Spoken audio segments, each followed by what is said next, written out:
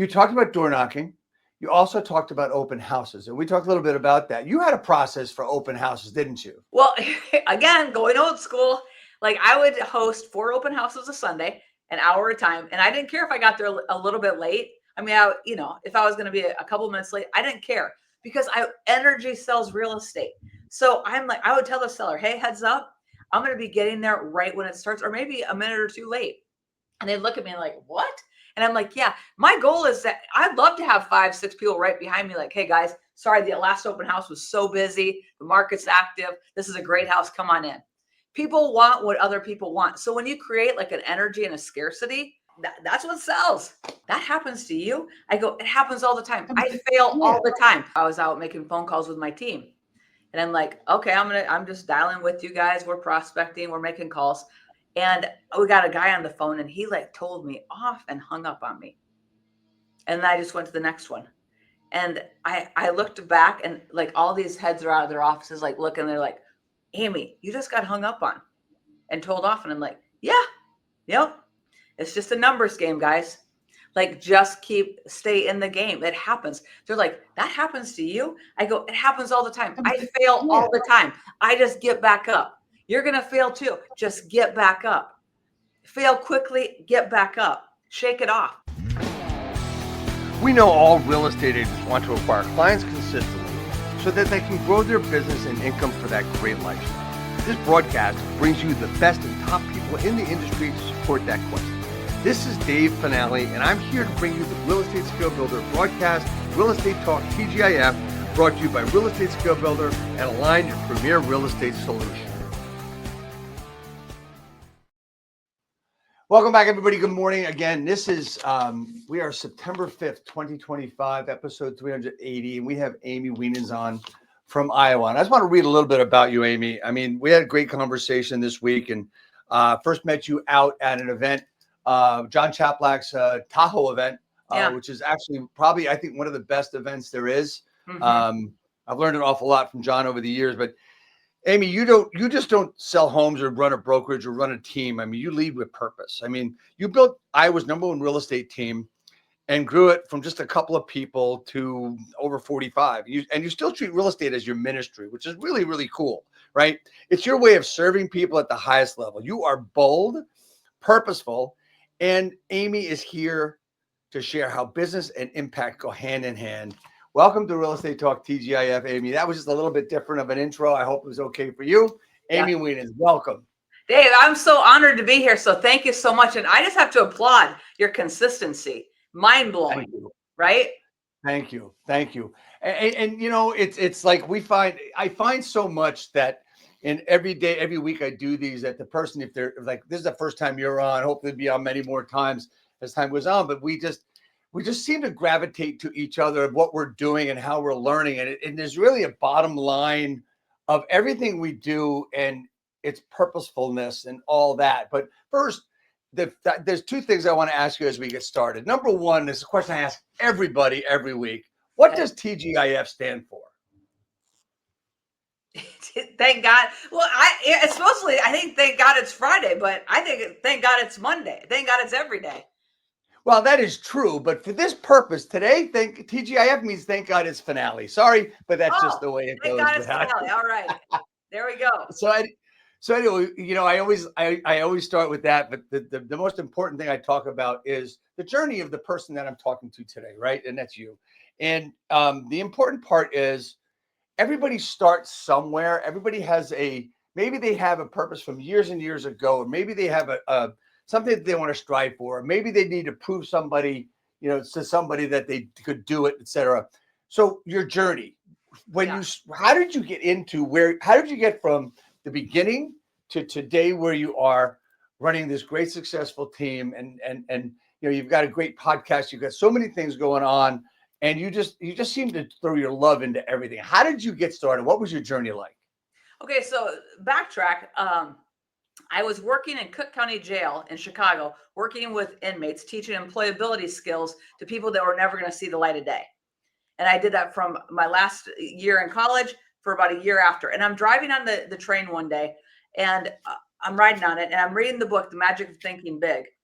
And I said, I think I need to get into sales, because I'm looking at all the people that I was working with around me at the county jail, and they look so cynical, and they look like, I thought, fast track, I don't want to look like that in 20 years. So I'm out of here. Anyway, so I was like, what would people be excited to have with sales? And so I was like, insurance agent, no. Car dealer, no. Real estate, it sells itself. People will be excited. They'll be excited. It's their first home. It's their expansion of their kids. They're getting married, whatever it is. They'd be excited. So I called my dad and said, hey, I just finished college. I'm the first of my family to graduate.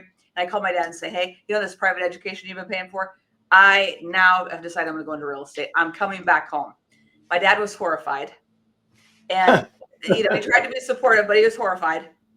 Anyway, so I hopped in the business, and I came back home. I started taking my dad said, you got to go work somewhere. So I went, and my mom and dad were like, work. So I worked at JCPenney's, and I went to school I took my licensing classes and all that, the 60 hours and the testing. And I had to be in this time frame where I was like, it was a few months of working at JCPenney's. And I'm like, as soon as I sell my first house, I'm out of here.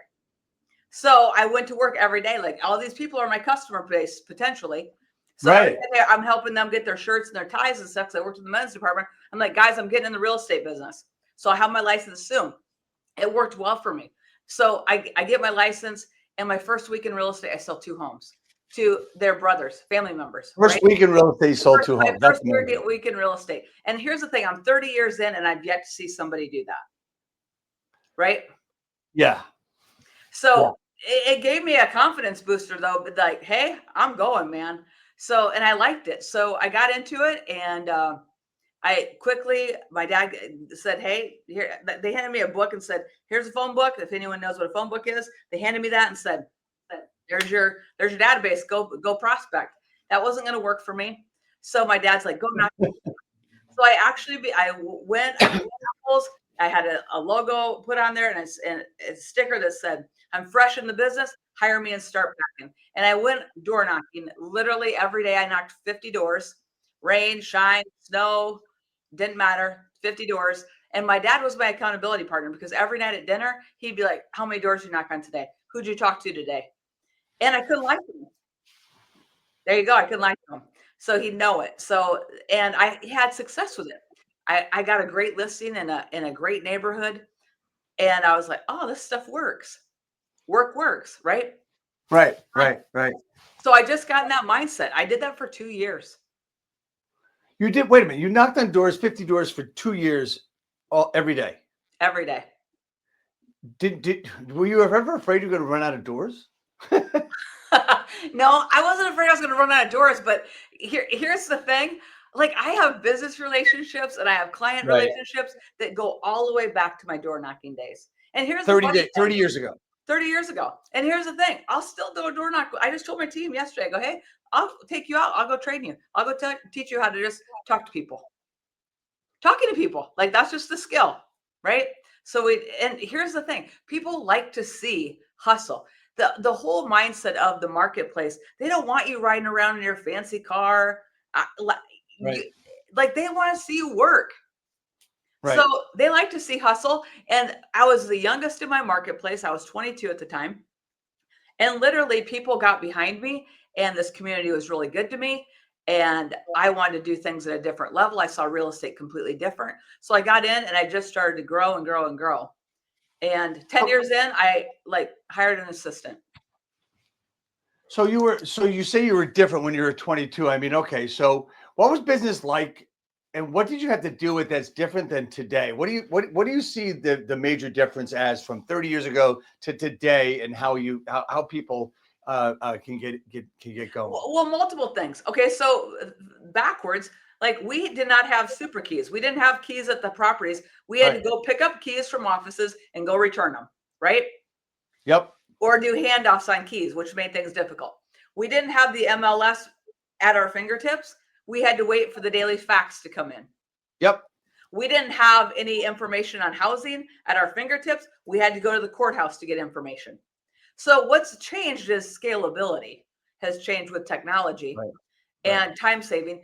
And also, the client base wasn't, the MLS wasn't at their fingertips. So you were their direct contact source. Hey, something new just hit the market. You were the go-to person. You were the funnel.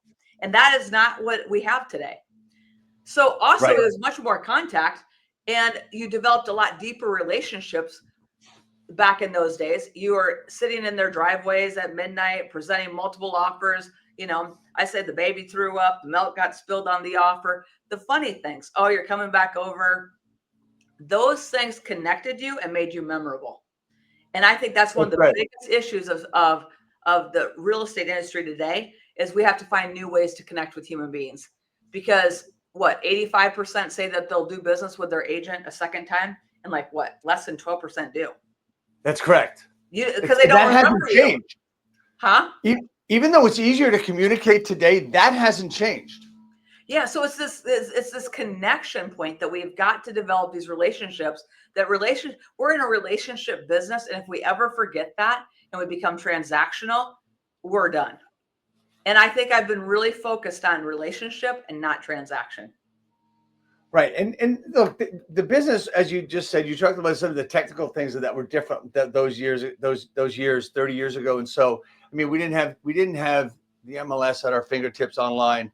We had to wait for either sheets to be faxed or dropped off to our office. Imagine the messenger services, right? Yeah. So we had the same thing. We had this book of listings that we were the gatekeepers, right? They had to come to us. Yep, they had to. Now they don't have to come to us and get all the information that they want. And I remember when Zillow first came out and all these things first came out, it says, we can't give them the information. We can't give them the information. And as everybody started to, because they wanted to make it easier on themselves, it changed the entire landscape of business. Right. So we fast forward to you getting an assistant. How did that work out for you? And what was your main reason for doing that?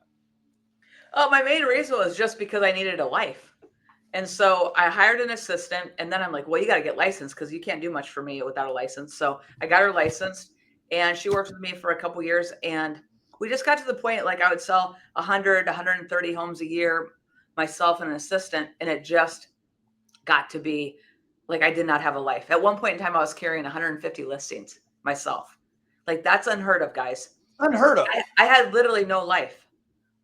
And I remember specifically the breaking point. I was out, my husband and I had just gotten married, and we were out for dinner, and it was a Friday night. And I'm like, I've just got to put my phone away. And I got back in my car, and I had probably 50 text messages on, I want to see the house. I want to see the house. I want to see the house. And I'm like, okay, I got to figure out a way. So I called, on that Monday, I said, guys, I can't be the direct. We've got to get a third party system to set up all of our showings. Guys, this sounds like so normal right now, but back in our market, that was, 15, 16 years ago. None of that was there. So when I brought showing time into our market, oh my gosh, the agents freaked out. What? And anyway, so it's just I've led in those kinds of things in our marketplace. Right. Which seems like no big deal. It's like, yeah, of course you'd use a third party company to set up showings, right? But it wasn't that way. So again, scalability and ease and communication, not having barriers that way, has become is a wonderful thing. But the big focus is, how do I still build trust and relationship and connection with human beings that I'm top of mind when they get ready to move? So all right. So your main goal in life was to help people, right? And because that was one of the things you wanted to do, and you turned your business into something different, and to be more of a leader of people, right? Talk to me about your drive and your personal story there. So I actually wanted to be a pastor when I got out of college, and my dad was like, "No, you have to go get in the business world, go get in the real world, and figure out what people really go through, and then build a platform that you can actually communicate with people like that." And so that really gave me a marker of, I have to do things differently, and I have to do things with excellence, because of who I represent and what I want it to stand for. So I never looked at this as, hey, this is just one transaction. I've always had a bigger goal and a bigger vision for it, to impact more lives. And I've had the great honor and opportunity to sit with so many families and so many people in the midst of their darkness, in the midst of their setbacks and their discouragement or their whatever, right? The death of a loved one, a loss of a job, a divorce, and to sit and ride alongside of them as and have impact there. And that to me is like one of the greatest honors. I mean, if you think about what we get to do every day, we're walking into people's most private spaces and they invite us into it.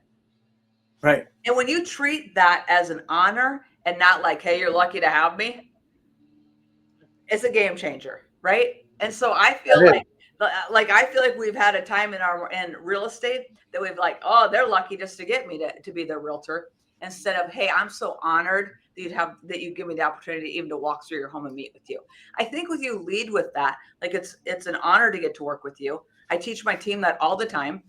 So backtrack, I got a call from Matt Wagner 15 years ago with radio and TV experts. And he said, Amy, I can get you so much more business. And I said, hey, Matt, I don't need more business. I need a life, right? He said, it sounds like you need a coach. I said, well, I've been looking for one. I just haven't found anybody.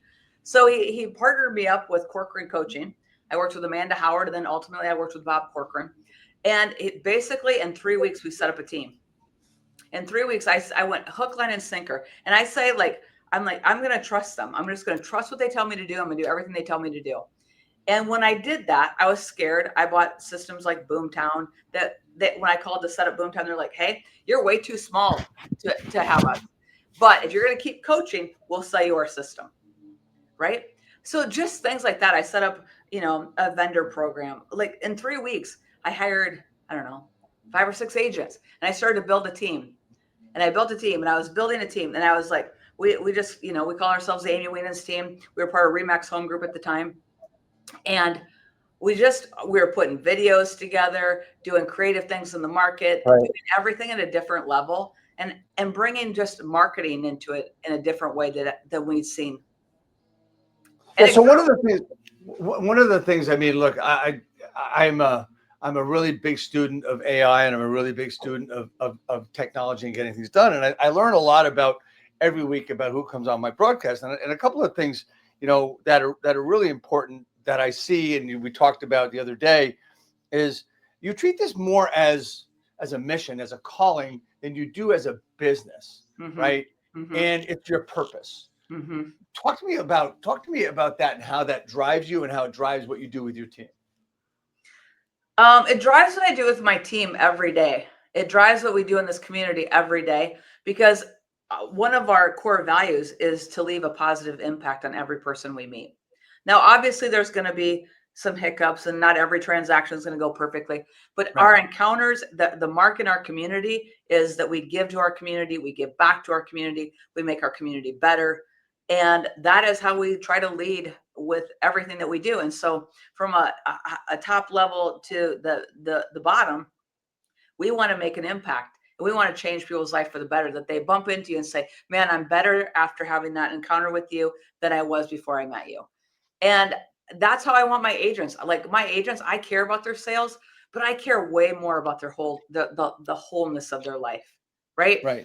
So, and I know that if their whole life is good, their sales will be good. And I think that when you lead from a position of, I just see greatness in you. I see right. you on the other side of this. I see you in a different spot. I see you doing really well, and you can build confidence into people and pump. Like I talk positively to my team all the time. I go back to like the 2008, 2009 market when things were like so crazy and things were falling out. And I literally locked in my world. And I told my team, guys, you got to quit talking to people. Don't talk to other agents unless you have to. Like, unless you're in a transaction, you've got to keep your mind right, because we're going to make this the best year ever. And it was up to that point, we had the best year ever. But, we had a lot of agents drop out of the market, and we increased significantly. But it was because we were the voice of hope. We had strategy. We led with confidence. And I think today that's more important than anything. If you look at, Open Door and all these things, people are taking buyouts on their houses, not taking as much because they want surety and convenience. Right. And they don't want to do that. But when you walk in confidently, I've got you. Like I tell my team all the time, I've got you. And we've got our clients. I've got you. So many times it's sitting in the seat of, because we're real estate agents, we think that, hey, we get so, it's like going to a doctor and they throw out all this terminology and your eyes are as big as saucers. You're freaked out by what they just said. And they're like, oh, that's just normal. Like, we have to get in that mode too. I think it's good for agents to buy a lot of real estate so that they're constantly in that process of, oh yeah, I know what it feels like to be a buyer. And I know what it feels like to be a seller. You serve people better. So they get nervous around here. So just being able to step in and be the guide, I've got you. So, that's one of the things that's really important. And we talk about that all the time in our team is like, be the investor, be that person going out and buying. I mean, we can understand that a lot of people might not be able at the beginning to purchase that house or purchase any real estate. And it really promotes kind of, I like the word trepidation a lot, or a fear of actually doing the business. And it's all about mindset of what you're talking about here. You have it, let's just use a theoretical situation. You have new agents coming in and they know what they have to do, but they have a fear of talking to people, or they have a fear of, judgment, right? So that's usually the biggest thing. What are they going to say about me? What are they going to think about me? How do you work around that with your agents, and how do you help them get through that? I think the simple solves the complex. So when we go really simple and when we sit in the seat next to them and demonstrate, right? Yeah. I mean, I sat on not very long ago. I was out making phone calls with my team, and I'm like, okay, I'm just dialing with you guys. We're prospecting, we're making calls, and we got a guy on the phone, and he like told me off and hung up on me, and I just went to the next one, and I looked back, and like all these heads are out of their offices, like looking, they're like, Amy, you just got hung up on and told off, and I'm like, yeah, yep, it's just a numbers game, guys. Like, just stay in the game. It happens. They're like, that happens to you? I go, it happens all the time. I fail all the time. I just get back up. You're going to fail too. Just get back up. Fail quickly, get back up. Shake it off. So I think the best way to learn, I don't learn like contextually. I like have to go do it with somebody. Show me how to do this and I'll do it. Let's model it. So we do a lot of modeling, a lot of role play, a lot of conversations that way. And we're more than happy all the time to hop in and put scripts together, respond, and teach them how to respond, because that's how I learned. I had the greatest teacher in real estate. And for the very first year, I called her every move I made. How do I respond to that counter? What do you say to those people? I mean, I called her 50 times a day. But guess what? She gave me terminology that I still use to this day. She gave me perspective that I still go to this day, right? And Yeah, I just think, No, I was going to say, one of the things that I really admire about what you were just saying is that you sat next to your people and you did the work with them, right? Mm-hmm. And it's just so important about a leader doing it with them. Like, there's always that old expression, managed by walking around, right? I think I learned that from John. And the greatest thing about that is when they see you do it, or they hear something different in your voice, because let's face it, we can give people scripts, we can tell them what to do. Yeah. But when you show them and you're doing it next to them, like they were surprised that you got hung up on. Everybody gets hung up on. Yeah. Everybody gets cursed at too, right? Yeah. And you just need to get through that, right? And once you get through that, everything works out. I mean, I had a situation today where someone said, well, I think I overpriced this house and we're ready to go to market with it. What do? I don't want these people to get mad at me. I said, well, here's what you do. You talk about, I mean, she had a great comp down the street that was overpriced that had to reduce in this market. And I said, there's your answer. You have everything right there. And I went through it with her, right? Just on the phone. It was really simple. But I mean, other ways, I mean, you're using a lot of different things as far as mindset and stuff with people. Talk to me more about your process with your agents and with your business and everything else. So I run a team, and so our team basically we before the market shifted and all the buyer agency and stuff, we were buyer agent and listing partner, and the two didn't cross. They partnered together, but we never did both sides of the transaction. Right? You didn't take a listing if you were a buyer's agent, and you weren't working with a buyer if you were a listing agent. Now we've lightened that up. We have an inside salesperson, and we still give leads based on what their main focus is. Buyer, because here's the thing people don't really understand: a really good buyer's agent and a really good listing partner have two different personalities. Like, the skills on the one are different Right. than the other, right? So I've had Right. really amazing buyer's agents that they're like, okay, I'm ready for listings. And they're like, I hate listings. This pressure is too much. Oh my gosh, I can't, I hate it. You rocked it on the buy side, but Right. we were getting complaints on you on the list side. Like, and we got 5-star reviews on the buy side. It's a different, it's a different animal. And so I think just specializing, I believe in specialty. Like specialize, do your niche. And so every day we run trainings every morning that are available to our agents. We do prospecting nights. I have a great sales manager that makes things fun. So even for our agents that just hop in there, like we'll prospect and then they'll go do a run. We'll prospect and then they'll go put a rucksack on and go walk a mile. They'll prospect and then, so it breaks it up and it adds some camaraderie. Like you're not in this alone. And I think that's the biggest thing. I think if I'm an agent jumping in the market today, or if I've been in the market and I'm like, hey, I'm just running solo, I would hop on a team all day long, right? There's something about just being lifted in the presence of other people. Hey, you have a common goal. You're celebrated when you win. And I think that's like the team is bigger than me, right? Right. Not just my world. I'm grateful for every person that aligns their business with mine and becomes a business partner to me. Yeah, it's just it's funny. I mean, you talk about working with them and having that other goal, and you just gave me some help in rallying people to come in and make calls. Is it important for people you think for agents to be in the office, to come to an office where we've gotten kind of away from that over the years? Do you know what? I think that there's such a trend and such a, hey, I'll just do it from home. I'll do this. But I think that you're most productive and I think you do the best when you're around other people doing things. You see the discipline because it's too often when you're alone. This could be a lonely business. Solo, this is Yeah. a lonely business, I think, right? Right. Right. But I think it's really critical because I mean, so many conversations happen in an office. Oh, hey, did you hear they're going to sell? I didn't know that. Like, there's Right. so many opportunities, walk-ins to phone calls that drop in to, hey, I just heard this. There's just nuggets that happen that don't happen outside of it.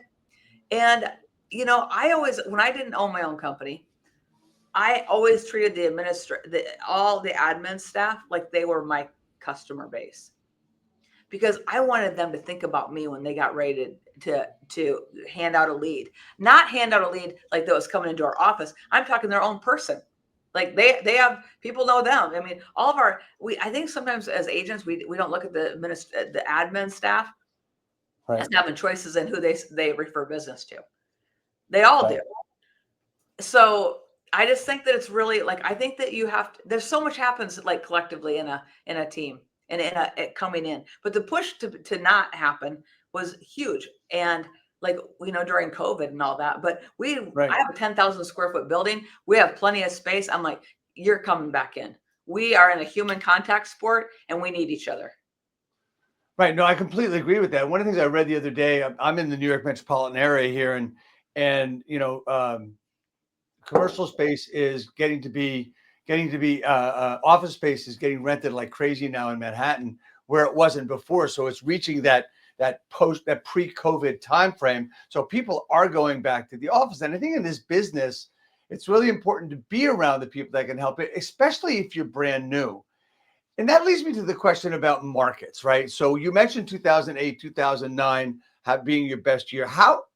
Well, best How year have the up to that point. up to that point, right, right. How do markets affect what you've been doing in Iowa as opposed to the rest of the country? Has your market been affected similarly with low inventory, et cetera? We went through that whole low inventory. We had a couple years like that where inventory was really, really tight. And I mean, we'd at least have 5 offers on a house, but I saw as many as 50, right? Yeah, So yeah, so we definitely had that. But our market is in a very stable place right now. It's very, like I would call it a normal market. You're going to have some market time. Pricing has to be competitive, but they're still getting sellers are still getting good price, right? But it's not the craziness of, hey, we're going way over. prices are holding, and we don't get the highs and lows of the East and West Coast. We don't see those things. We are stable, stable, stable. And we, in years past, the last 3 years, we picked up 8 to 10% appreciation. This year, I mean, it might be 3 or 4. Wow. Wow. I mean, so we see it still now where it's markets of pockets, Mhm. right? So in different places, Florida is different than here. Iowa is different than here, and things are all over the place. Has anything with the NAR suite, has that affected your market at all? Or were you doing buyer agreements before? We were not doing buyer agreements before. And quite frankly, I spent like a year preparing my team for this. Right. And guess what it's been? It's not changed one thing as how we do business in our market. Yeah. There's One of been the things, like there is so many dire statements out there. The end of realtors losing 50% of the. It's not changed one way in how we act in our business in this locally. There's been no impact. one of the things I remember you talking about when the changes were happening is you had, I mean, you have some great people working for you, and I was able to meet them out at the event, and I believe there's 2 Annas. Was that correct? There are 2 Annas, Anna C and Anna T. Yeah, tell me about how important they are to your business and how the makeup of everything works because I'm with them.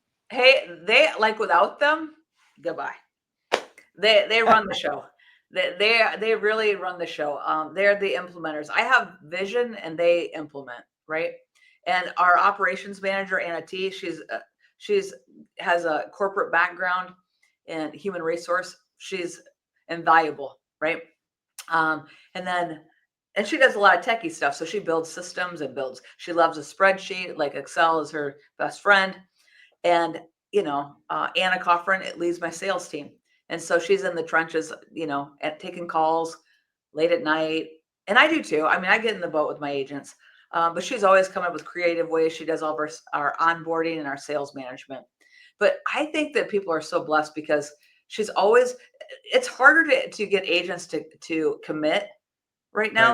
Right. Like Right. I feel like that's everywhere. Like harder to get them to because it's not fun to make phone calls. It's not fun to prospect. And so she's always coming up with ways to, hey, let's not feel alone. But if you can't pick up a phone and make a phone call, this probably isn't the business for you, you know? But she Yeah. does a good job. She does a good job. Like yesterday, we have a studio connected to our building. And so they just did a whole entire day of, hey, they did a media day for our agents. They're really creative. And that's just all, and that's all for our agents. It doesn't cost them anything. It's just part of being on our team. And it's their brains and their mind towards that. That's important. One of the things that it appears to me to be very important to you is not what you leave behind, is how you treat people with lifestyle and lifestyle for your agents and lifestyle. Look, everybody talks about life work balance, Mhm. and it appears to me that that's what you're trying to build within your team, and that's the biggest attraction. Do you think there's such a thing as life work balance, and how do you work with that? I actually don't think there is such a thing as life work balance. I think that there's times that you're going to have to give more on the home front. And then I think there's times that you have to give more on the work front. And if you have conversations with your family, you can get them, hey, this is a season that I need to make this happen. And if you can get a common goal for your family and get them on board that I'm in this season right now, then you get buy-in there. And then there's other times that your family needs more attention than your business does. And so I think just to try to, like, I'm always telling our agents, control your schedule. Like, you work by appointment. And we always give them language to work by appointment. I have, Monday morning or Monday afternoon at 2, which works best for you. Not like, hey, what time can you see it? Like we give them language to control their schedule. We encourage them to take at least one day off during the week. And then obviously they'll do something like typically on a Saturday. We do lots of open houses in our market. And we have our agents, doing a couple open houses every Sunday. So those open houses have always been a massive lead source for us. And I have agents that convert very well at open houses. So I think just finding what works for the agent. Like for some, it might be door knocking. For others, they're the genius on the phone. The other, like we have a 22-year-old kid who converts at an open house like crazy. So he has first year in, he sold 30 houses, and he's 22. He owns 4 investment properties. That's absolutely amazing. It has a lot to do with you too. You know, with the way you have rubbed off on him, you have helped him and mentored him. You talked about door knocking. You also talked about open houses, and we talked a little bit about that. You had a process for open houses, didn't you? Well, again, going old school, like I would host 4 open houses a Sunday, an hour at a time, and I didn't care if I got there a little bit late. I mean, if I was going to be a couple minutes late, I didn't care because energy sells real estate. So I'm like, I would tell the seller, hey, heads up, I'm going to be getting there right when it starts, or maybe a minute or two late. And they look at me like, what? And I'm like, yeah, my goal is that I'd love to have 5, 6 people right behind me. Like, hey guys, sorry, the last open house was so busy. The market's active. This is a great house. Come on in. People want what other people want. So when you create like an energy and a scarcity, like that's what sells. And so I would do that. I'd get the list. And then every night, Sunday night, no matter what I felt like, I never wanted to do it. I sat down and I called every single person back. And today I would tell my agents, send videos to them. I would create a video for every person that came to your open house today. Stand out, right? Don't just send a text message. Don't say, hey, I'm just reaching out. Stand out, send them a video. So I don't want to go, I didn't want you to go right over it. You said 4 open houses on a Sunday, an hour apiece. Yep. I mean, I've heard, now I have asked agents to do 2, 3, 4 open houses on a weekly basis, do a Monday open house, do a Tuesday open house, but you did 4 open houses on the same day and was able to bring people through, get their information. Where did the energy come from?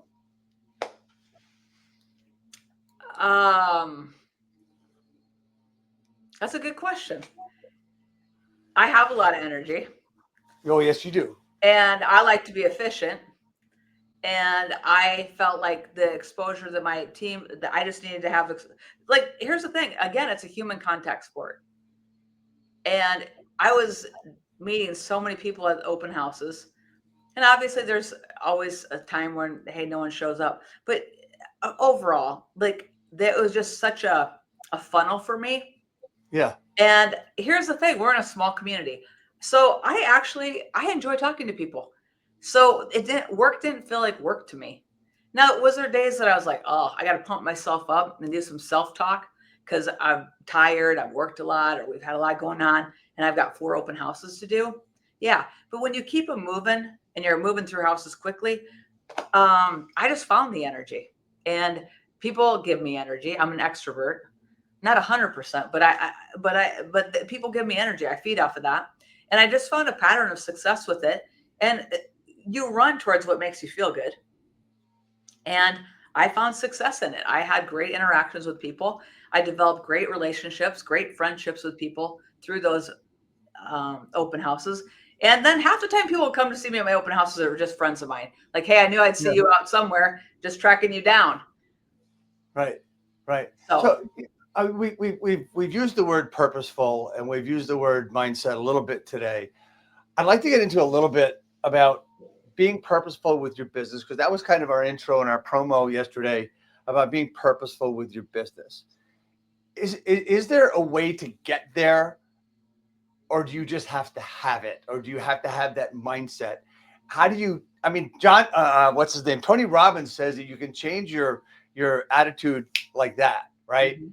Yep. How do we work purposefulness into an agent that, you know, they didn't know they had to cold call. They didn't know they had to knock on doors. They didn't understand that when they got their real estate license, but there's something they really want to do and they really want to get through it. So how do we build purpose into their process or in their mindset? So I think it has to be tied to something emotional. I think it has to be tied to like something that they have a vision for of their life that emotionally moves them. Because if it's not if it doesn't really, like, we set goals every year with our team, but I'm like, a goal without like a why behind the goal is probably not going to be fulfilled. You'll give up on your goal if it doesn't have a why. I have to see this happen. Here's the thing. I've always put myself out there that I've had my back against a wall so many times where I've had to make things happen. right? It's not all just been like, oh, this is just what I love to do. No, I have my back against a wall because I'm like, oh, I've stepped out and made this commitment. I've stepped out and made that. Like, it's go time. I think it's good for people to have a little pressure like that. It brings out the best in you. You can show up in a different way. So if you're struggling with, hey, I didn't know I had to do this. I didn't know, what kind of life do you want to design? Where do you see yourself? What's your, I think you have to get involved in their dreams. Like, where do you see Yeah. yourself at? What is Yeah. your dream? My dream was to be able to, I told you yesterday, I'm 22 years old and I'm walking around and this is again 30 years ago and I got 20 grand in my pocket. And I'm like, oh, this feels good. I'm like, this Yeah. feels good. I like how this feels. Again, we run to what feels good, right? I'm like, I like Yes. how this feels. Now, what am I going to do with it? And I went and bought a bunch of flat screen TVs that I call fatbacks now. I mean, you can't even give them away now. They're like a boat anchor. But at the time, Yes. they were brand new. And I went out to Best Buy and I got a Sony and I bought 7 of them. And it cost me like 14, 15 grand. I literally went single mom, 2 kids, just divorced. Boom. Oh, a pastor struggling. I know they didn't have any money. Boom. I went and like it felt so good to be able to see like their eyes get lit up and to do something that made impact. And it built something in me that like I think making money is great, but the purpose of money is to give back and to create impact. And so I lead with that. I think obviously we like to make money and be profitable and all the things, but to be able to open doors and do things for people, that's the greatest gift. Yeah, because a lot of people use the phrase "open doors" for both literal and figurative. I mean, we're literally opening doors for people to Mm-hmm. different lives, Mm-hmm. right? And I think it's really important for people to think about what they're actually doing and who they have to do it for. Is it, you said you have to know why you're doing something. There's people out there that I don't know, they don't think about why they're doing stuff. They just think about, well, this is a good idea. Why not do real estate? Is that the right attitude, or is there a way to pull that why out of them and their purposefulness? I Because think let's you face can it. pull. I think you can pull the why out of them. I think you can pull a why out of them. I think when you ask deeper, if you keep going deeper in your questioning, like I ask a Yeah. lot of questions. Like people feel like sometimes they think I'm like an interrogator. Like I'm just like, take me to a deeper level. Show me, you know what I mean? Like, so I'm always like, let's go deeper. Let's go deeper. Let's go deeper. And when you start to go in deeper, you start to go, oh, okay. Because if you come into this business, let's face it, today, it's not easy peasy. Nope. People aren't falling off the turnip truck to buy a house today or to sell one, right? Right. And so you think about if you're just in it, like you don't know why you got in it, you're not 100% sure, you don't really, you don't really have a goal, you don't really have a vision, you're going to fall off you're not going to make it. It won't work for you. So I think you have to have something emotionally tied to it. So I'm always like the why. Is it to pay your college debt off? Is it to be able to send your kid to college and not have debt with it? Is it to take your family on a trip? Like just you have to start where people are at. Maybe it's that you can buy a house someday in the next year. I mean, you have to have time frames on it, but like give them something to work for. You have to set the vision in front of them, but it has to be tied to their emotions. Because if it's your vision and your want, it's not going to happen. Right, exactly. It's funny because I meet a lot of people, and as you have in your careers. I mean, between us, we've got over 70 years of experience, and that's a scary number in and of itself. But we won't go there. Yeah. But the thing is, I've met a lot of agents. I've helped a lot of agents, and I haven't helped a lot of agents because I wasn't able to get through to their why. People come in. Look, let's face it. The main 2 reasons people get in this business are they can make as much money as they want and set their own schedule. Yep.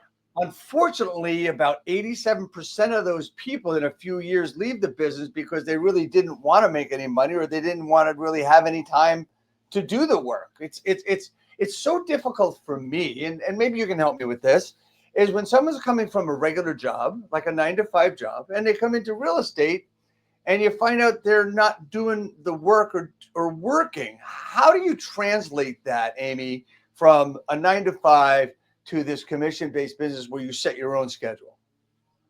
I think that's one of the biggest challenges and one of the biggest pitfalls. And even when we're talking to people, I mean, let's face it, when we're hiring people, we've had a lot of turnover of people coming into the business and getting out of Right. the business, right? Right. As an industry, and just we have, and they come in and they're all excited, and I'm like, I said my number one question for you is, how do you respond to rejection? And they're like, what do you mean? I go, how quickly do you get back up when you get knocked down? Because this is a business that'll knock you down. You'll get rejected. You'll get hung up on. You're going to get frustrated. You're going to be working with someone and they're going to go buy something from somebody else, or they're going to kick you to the curb and choose somebody else. Like, can you get back up? Right. Because I think that most times they get excited. I think it's really important. Like, we try to get a sale under their belts pretty quickly, Right. so they experience some success. We try to get them a win. And I think you have to focus on the win. But even like just yesterday, I'm like, guys, 60 days, work your butts off for the next 60 days. Commit to doing extra the next 60 days. Your future self will thank you. Your future self sitting at your holiday table will thank you. Oh, my family will thank me that I made the commitment, that I did the extra. I went against my fear. I made the extra phone calls. I did the extra prospect. I did the extra open houses. But I think that you have to future pace people, and just show them. But I think right now in today's industry, you got to ride alongside of them, because talk's Absolutely. cheap. So I'm riding right alongside my team this year. I've made a commitment. Like, I didn't go to a lot of events this year. I've stayed home, and I'm just in it with them, because I think that's where I'm supposed to be now, right now. I think I think that really is really extremely important, because a lot of people, they will go to events. Me, I actually toned it down to 3 a year, and I just toned it down to 2 actually, which are really important to me, where I can really do the best I can to learn for the people I have to work with. Right. Hey, as we start winding down on this broadcast, to you, for the real estate business, what has it really meant to you over the last 30 years, and your path and your journey? What has it meant to you, and how have you been able to make that work? Real estate has been a wonderful, wonderful vehicle to me. It's not my passion, which people are surprised to find out. It's not what lights me up and gets me up in the morning, but it's the bigger purpose of making an impact and changing people's lives. And because home purchase, home sales are such a significant, I mean, our home is where the most important things in our life happen, right? Right. So we play an important role, and just honoring the fact that we play an important role. But I lead with a desire to create impact. It's been a vehicle for me to be able to do that. I started a podcast called You Are More, like 4 years ago. And I do a women's conference every year, and it's a faith-based, like, women's event, because I just believe we're on this earth to make an impact. And my biggest thing is always showing people how much bigger their life can be. Like, I don't want people to leave me and think, man, my life is only this. It can be so much more. I see the gifting, I see the talent. And so my biggest honor has just been watching, like, the lights turn on. When the lights turn on, I mean, I have several agents that own, that are in their early 20s, that own 4 and 5 pieces of property. Like, that stirs me up. I watch them meet their goals. That stirs me up. How can I come alongside them and help them? Right. And my thing is that, because I had to plow hard when I got in the business, because this was a male dominated business and I was young, Yes. I had to plow hard. It's easy for people to come in now. It's easy for women to come in this business. In fact, I think that I always say women have a much greater advantage of success than men do in this business, because females are typically the decision maker on housing, right? And so we can connect and all that. So I think there's an advantage that we have there, but I had to plow that ground. And now I'm like, guys, stand on my shoulders. You don't have to do any of that. You just get to launch. And so that's the legacy. I lead with legacy. I lead with purpose. And I try to always put that future pacing into my team. Like, it's not just about the now. The now affects the future. What do you see yourself? And so just pulling vision out of them. That's so great. That's so great. And your podcast, You Are More, is to me, very inspiring. I've watched several episodes of it. And I really love what you do on that podcast. And as we wind down, I want to thank you so much for taking the time to be on this broadcast and to give out some of your wisdom and stuff. And the last question I would have for you, Amy, really is a question I ask everyone. I mean it sincerely. How can I help you grow your business and your life?